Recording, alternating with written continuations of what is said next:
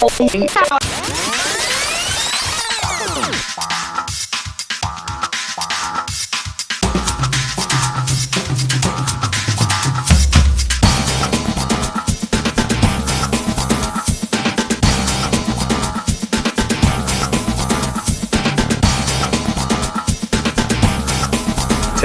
Stand by to take studio.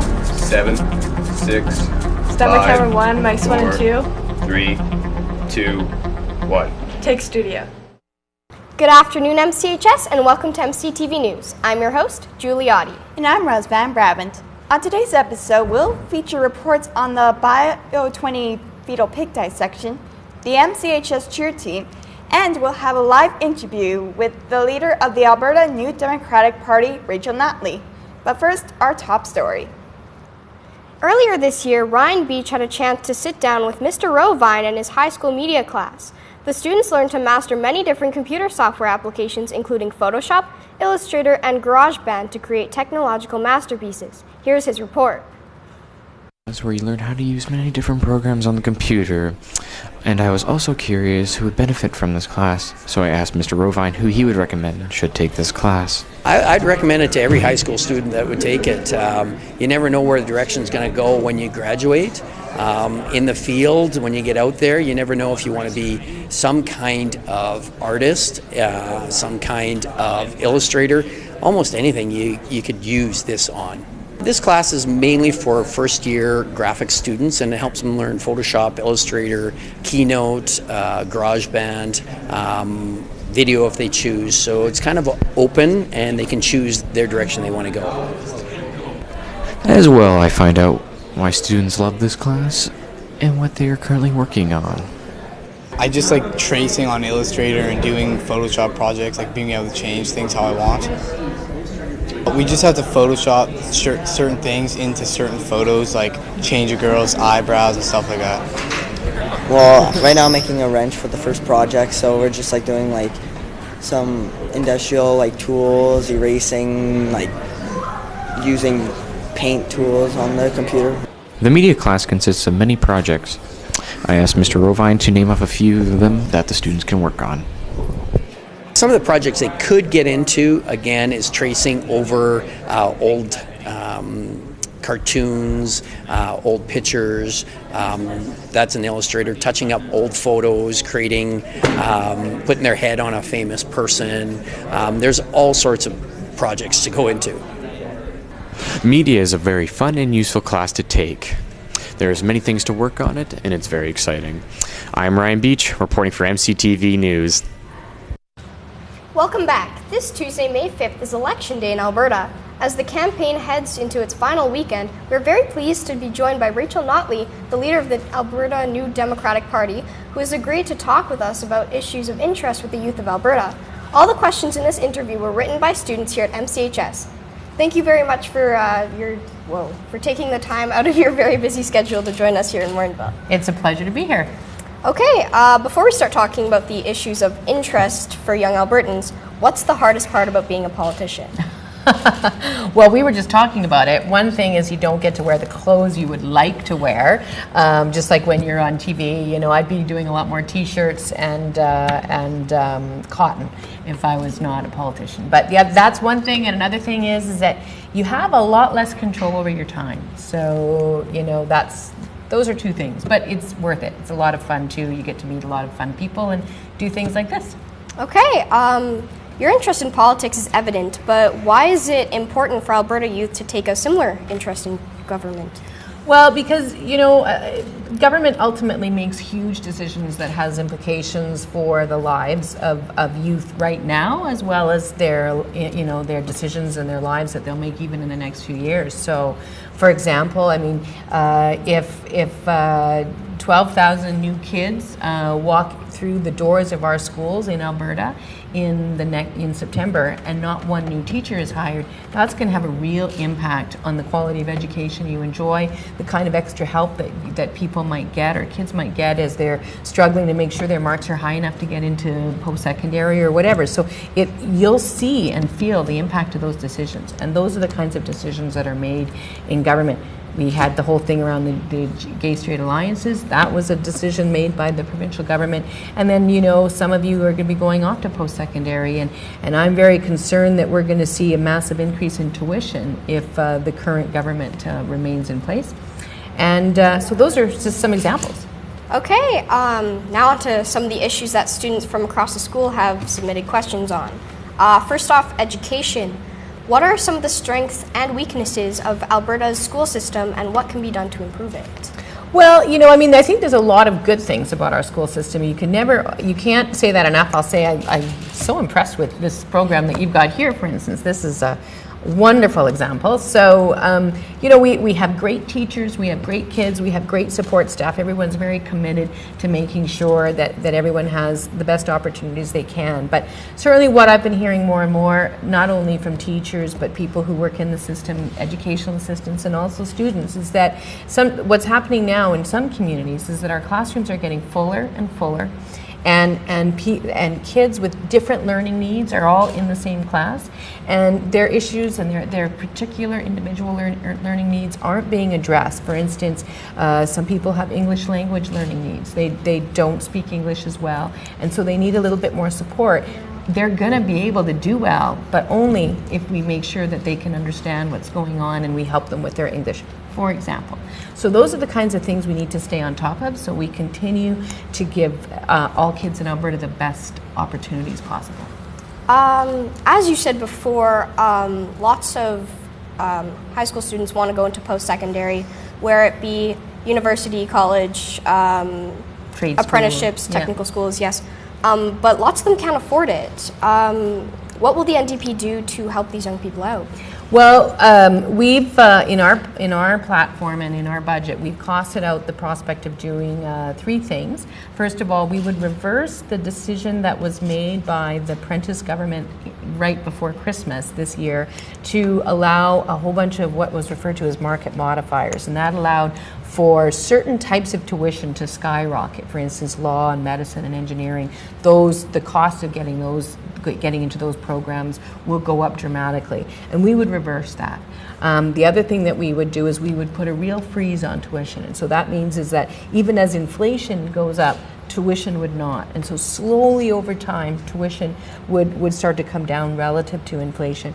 And that's important because accessibility to post-secondary and affordability of post-secondary is really important, not only for students this moment when you're counting out your pennies and your parents are counting out their pennies to see if they can afford it, but it's really important for all of us as a community and an economy to make sure that people have a good education. Now on to healthcare. How does your party intend on maintaining and or improving the current healthcare system in Alberta? And why should this be an issue for Alberta's youth? Well, I think it's, healthcare is one of those things that is sort of fundamental to the values of Canadians. We have a public healthcare system in Alberta and in Canada, and that means, or should mean, that you get the healthcare you need because you need it, not because you have money in your pocket. And so that's a fundamental Canadian value, really. And so we need to make sure that it continues that way. So the provincial government right now is talking about taking $1 billion out of our healthcare system, and they suggest that that won't make things worse. We disagree. We think it will. We need to worry about things like wait times. We need to worry about whether people get surgeries, and we need to make sure that healthcare is there for people when they need it. So what we've talked about is reversing that $1 billion cut and then funding more long-term care so that people who need long-term care can get it in that setting rather than ending up in emergency rooms in the hospital. And then a little bit more funding for home care and also mental health care. Okay, there's been a lot of talk about possible tax hikes in order to support programs and initiatives proposed by your party. How do you respond to this? And if taxes are indeed being raised, what will the revenues be used for? Mm-hmm. Well, we are talking about a different approach to taxation than the Conservative parties are. Under our plan, 90% of Albertans would actually pay less than what they would under the Jim Prentice plan, because we would cancel the waiting room tax, and we would cancel a number of other user fees that that they put forward. But what we are suggesting is we would get rid of the flat tax. So people who do very well, so individuals that earn over $125,000 a year would start to pay a little bit more. And if they earned over $200,000 a year, they'd start to pay even a little bit more. And we are also asking that corporations that are profitable pay just a little bit more on their profits.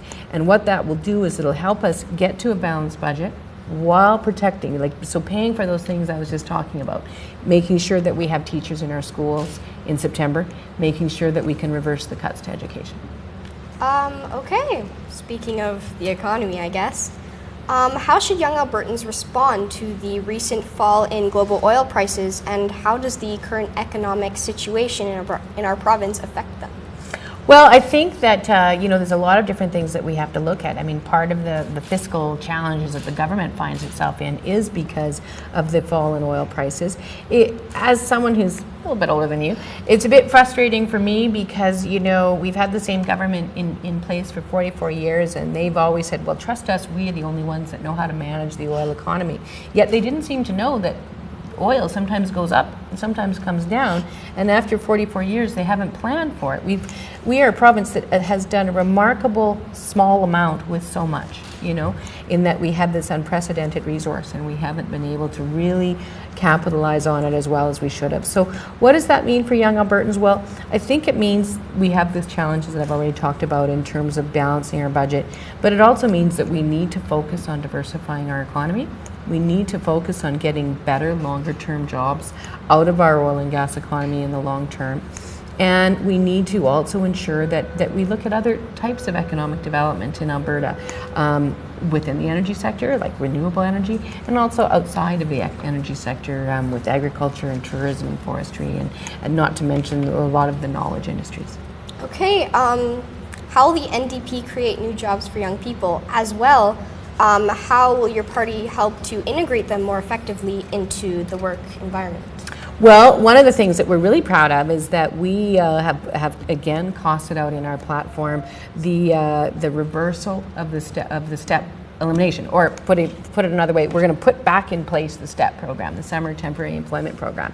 And it's funny, I was talking with some young university students about this when we announced it about a week ago, and we were talking about it, and I was talking about my first STEP job back in the day, and their response was, "It's been around that long? Wow, I had no idea it was such an old program." So anyway, when I got over that, we talked about the value of it, because that's a program that allows kids to, and high school students and young university students to get jobs that really help with work experience. So my experience was I worked as a historical interpreter. I worked, doing some accounting work for the municipality when I was just graduating from grade 12, and then I also got to work in a constituency office for an MLA. So really super fun, innovative kind of experience as a kid, and those are the kinds of jobs that I think will help young people develop their careers earlier. I mean, it's great to work in the service industry, but if that's the only type of employment stream that's available to you, you don't get the experience that you need to move into other types of work, and I think that's really helpful for young people. Yeah.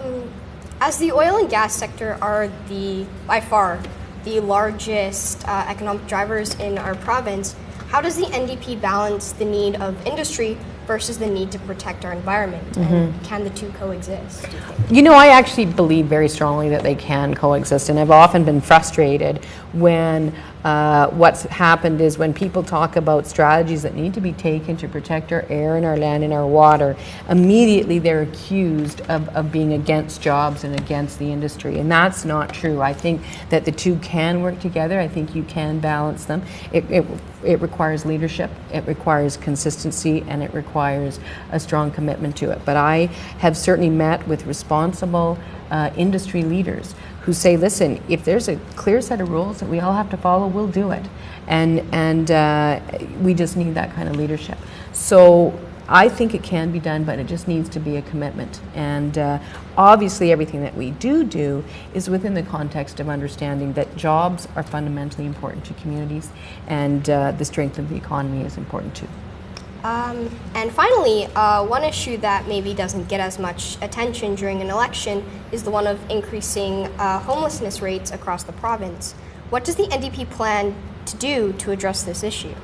Well, you know, that's a really important issue, and we probably need to do a little bit more work on it. Interestingly, as recently as 8 or 9 months ago, right after I became leader, I actually appointed one of our MLAs to be the housing critic. And that was even though we didn't have a housing ministry. So the government itself wasn't focused on housing, but we wanted to because we felt that there was a growing problem again because the cost of low-cost housing was starting to escalate again, and it was becoming unaffordable for a lot of Albertans across the province. Now with the slowdown in the economy, we need to go back to the drawing table a little bit and see where that puts us as far as availability of housing goes and what different strategies can be used now to support people who are struggling with housing or who are currently homeless, because it depends a little bit on the market. So it is absolutely a fundamentally important issue, though. We are a wealthy province with or without high or low price of oil, and we shouldn't be accepting homelessness as part of our reality at all. Okay, very quickly before we end this interview, I would like to ask 10 rapid fire questions so our viewers can hopefully get to know you better as a person instead of just a politician. Okay, first question, what is your favorite book? It's hard to say. I've got a lot of different books that I've liked. There's a very funny book that I often recommend to people called Lamb by an author named Christopher Moore. Very hilarious, laugh out loud. I'm very attached to the Game of Thrones series right now, and it's very irritating that it's taking so long for George Martin to write the next book. So, and then I actually, because I'm very tired these days, I read a lot of young adult fiction, so I really I loved what's her name with the catching fire? Hunger Games. Thank you. Yeah, so I got sucked right into the Hunger Games. Yeah. Okay, what musician is always on your iPod? Right now, a Serena Ryder is probably my one of her songs is my campaign theme song, Circle of the Sun, so I can't be without her. Okay, what is your go-to television show? Well, I have a few that I like. Of course, again, I'm really excited that Game of Thrones is back on, although I haven't had a chance to watch it. Over the years, I will say every few years, I like to sit down, and I'm looking forward to doing it round 2 now with my daughter, who is now 14, and we've done part of it together once, and now I want to do round 2, which is Buffy, the Vampire Slayer. Love that show. And I think it's worth watching, every 4 years or so. Okay, what is your favorite comfort food? Miss Vicky's jalapeno chips. I cannot. It's really bad. Would they have to be taken from me because I can't stop eating them once they're in front of me. What's your favorite color? Well, it seems that it's orange, but I'm kind of fond of blue as well. Well, that's kind of to be expected. Back when you were in high school, what was your favorite class? With social studies, for sure. Yeah. What do you do to unwind? I like to run, so I haven't been doing enough of it on this campaign at all, but that's probably my biggest and most effective way. And then I take the dog for a walk too, but I really like to get a good run in every now and then. Okay, if you hadn't become a politician, what would you have become? Well, as I was saying to you when we were walking in here, I'm a lawyer by training, and so I was working as a lawyer before I got involved in politics, but really my other thing all along was I would have loved to have been a high school social studies teacher. I think it would have been fun. Okay, and finally, if the story of this election campaign was to be made into a novel, what would the title be? Well, I've said this to a few people, so I gotta be consistent. I think it might end up being Look in the Mirror. That'll be it. Okay. Yeah. Huge thank you for joining us on our program today. We wish you all the best in next week's election, and if you're ever back in the Morinville area, we'd love to have you on the show again. Well, thank you, and I'm really excited about the election, and I'm really excited about the prospects of our fabulous candidate, Tristan Turner, and I'm looking forward to being back here again. Thank you very much. Our school is the host of many athletic programs. One that is sometimes overlooked is our high school cheerleading team. However, they have started to gain more publicity, partly in thanks to a large part for strong placing in provincial competitions over the last several years. My co-host Rose Van Brabant brings us this story. On March 19th, the MCHS cheerleading team put together a demonstration for Shaw TV to showcase small-town talent in cheerleading. Shaw was looking at interviewing a small-town cheer team just to get a different angle on what it's like to prepare for cheer and for provincials in a small town as opposed to a large city. Well, I think the cheer competition is kind of a neat event. It's very unique just to see a bunch of teams doing something like this, like the high school cheer competition. It just seems exciting and fun. It was a little scary, but other than that, yeah, it was a great experience. It was good to show everyone how close we are and what we do on the team. I just liked how she made us run over it, and then she took different angles and shots of everything. We showed her our strong suits and everything that we do well. And with no surprise there, the team brings to the table years of experience with the sport. This would be my 8th year coaching. I started coaching the first year I came to MCHS. Well, I've been cheering since grade 6, and I just learned to love the sport.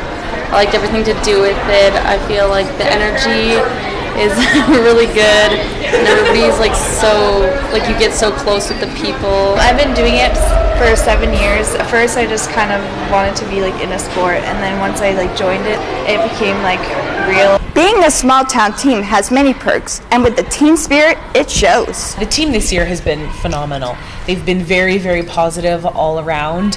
If there's been ever any issue that the girls have had or any struggle that they've come together and they've worked together to overcome any obstacles. So they've just been really awesome to work with this year. I think I was just expecting a fun group of girls and kind of that small town feel, that camaraderie that you kind of get in a small town. Seems like that's what these girls have, is just a real sense of support and community within their team. So that's what I was expecting, and that's, I think, what I saw. Everyone is just really close, and you become a family, and you bond so much together that it's a great experience. It was a really great experience coming out to the school and covering the kids while they were getting ready for the competition, and I hope they do well and have a good time. For MCTV News, this is Rose Van Brabant reporting.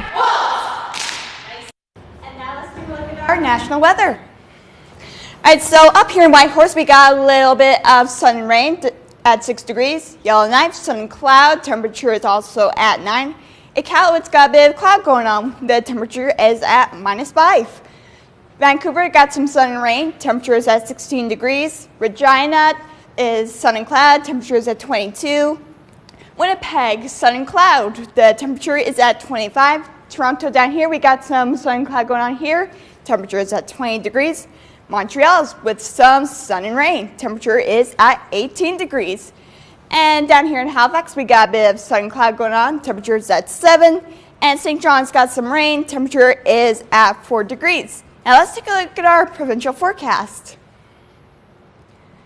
Alrighty, so up here in high level, we got a bit of storm warnings. Temperature is at 13 degrees. Grand Prairie, Jasper, and Red Deer also have some storms. Temperatures are at 14, 10, and 15 respectively. Right here in Edmonton, we got some sun and cloud. The temperature is at 14 degrees. Fort McMurray also has some sun and cloud. Temperature is at 15 degrees. Calgary and Medicine Hat also have sun and cloud. Temperatures are at 17 and 21 respectively. And down here in Banff, we got some sun and rain. Temperature is at 12 degrees. Now let's take a look at our current conditions. Alrighty, so it looks to be 11 degrees. Right now, the temperature is at 7 kilometers an hour from the south. Relative humidity is at 76%. Sun rose at 6 a.m. today and will set at 9:03. Now let's take a look at our weekly forecast. Alright, so it looks to be looking to get a bit cooler. Looks to have some rain from Friday to Sunday. Some sun and cloud from Monday to Tuesday, rain on Wednesday, and sun and cloud on Thursday. That is our weather. Back to you, Julie.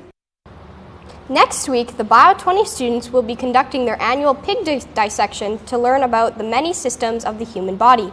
Last year, MCTV reporter Tony Notley slipped on a pair of rubber gloves and a lab coat to get the scoop on the dissection and how it can help Bio 20 students learn more about the human body. One of the most intriguing parts of joining a biology class for students is dissections. In Mr. Bottestein's Bio 20 class, students dissected fetal pigs to see exactly how our body systems work. So basically the lab is just kind of a culmination of essentially half of the Biology 20 course. We spend three of the 6 big units we do in Bio 20 are talking about body systems, respiratory, circulatory, digestive, excretory. So basically this gives students an opportunity to basically kind of, it's a kind of a culmination of everything they've learned. We're just taking the pig, we're cutting it up. We want to find all the different internal structures that kind of help with our units, because we've been learning a lot about the internal organization of the human body. That just gives them a chance to be able to kind of identify the structures that we've been talking about over the last couple of months. The students basically cut the belly side of the pig open, and they basically will expose both the chest and the abdominal cavities, and then we'll be looking for 15 structures that I've told them to look for, everything ranging from the heart and the lungs to the pancreas to the throat to the voice box to the esophagus. And so they have to identify these structures, and then I basically will come over and confirm that they've actually identified the right structure. Now, pigs aren't human, but their bodies do share a similar setup, which is one of the main reasons pigs are used for the dissection. Yeah, and that's one of the main reasons we use fetal pigs, is because their anatomy is very close to that of a human. So when you cut them open, because again, obviously they're a mammal just like we are, the layout, the kind of the layout of the organs and the abdominal and the chest cavity is very strikingly similar to what you would see in a human being. Because you see how the perfect human body looks on the screens, until you get your idea from that, until you actually cut it up. You see how the actual human body is. You actually get to see the sizes of how everything is, how it's laid out, what colors, things like that. Science labs are used as an alternative way for students to learn, a more hands-on approach opposed to the usual classroom environment. It's more hands-on, and I personally learn better when I get to see what's going on rather than on paper. It's just a different type of learning. It caters to different types of people. From MCTV, this has been Tony Notley reporting. Here are your announcements for Friday, May 1st. This Monday, on May the 4th, in celebration of Star Wars Day, may the 4th be with you. Everyone at MCHS has a chance to become a clone and dress up to match their friends. Interested in hiking through Jasper and Banff National Parks this September? There will be a meeting for the 3rd annual Fred Sharman Memorial Hiking Trip, also on Monday, May 4th, at lunch in the Media Lab. Contact Mr. Vastine for trip details. Interested in getting a yearbook for the 2014-15 school year? The deadline for orders is coming up fast, so get them ASAP. $46 is the cost.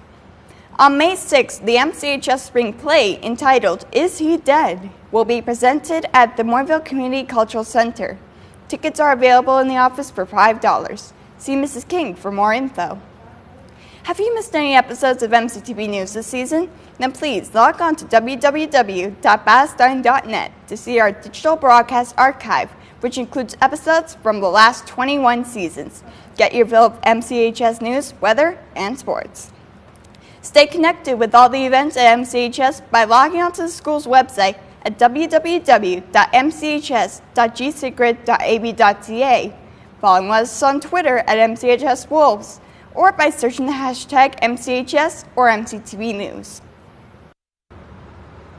MCHS is not only widely known for our sports and academics, but also for its arts programs. The Art 10, 20, 30 class has attracted many talented young artists over the years and continues to do so. Reporter Steve Hoffman gave us a sneak peek into the class that is host to such artists. Today I decided to go into the art room of MCHS and ask her why students were so interested in taking art. When I was little, my mom put me into art classes, and then I started to develop a passion for art and drawing. I've always drawn since I was a kid, and just always been creative, and just made sense to choose a career where I could be creative. Secondly, I asked them what they were working on. I'm working on a title page in my sketchbook. I'm working on doing different styles of hands. One has to be three have to be fantasy, and one has to be realistic. So just 4 hands. Focus is on, there's a portion of still life, and there's a little bit, like I said, hands, and it's more realistic drawing and stuff. I also asked what kind of person this class would be good for. Anyone who likes to draw or do anything with art. This is Stephen Hoffman reporting for MCTV, signing off. That's our show for today. Thanks for tuning in. Be sure to join hosts Ben Lawrence and Rose Van Brabant on Thursday, where the pieces will include a look into the Honors Merit Breakfast, the MCHS Construction 9 program, and part 2 of mine and Jasmine's MCTV's Do's and Don'ts. All this plus your 7-day MCTV weather forecast on Thursday, May 7th. From all of us here at MCTV News, I'm Giuliotti. And I'm Rose Van Brabant saying have a great afternoon, MCHS.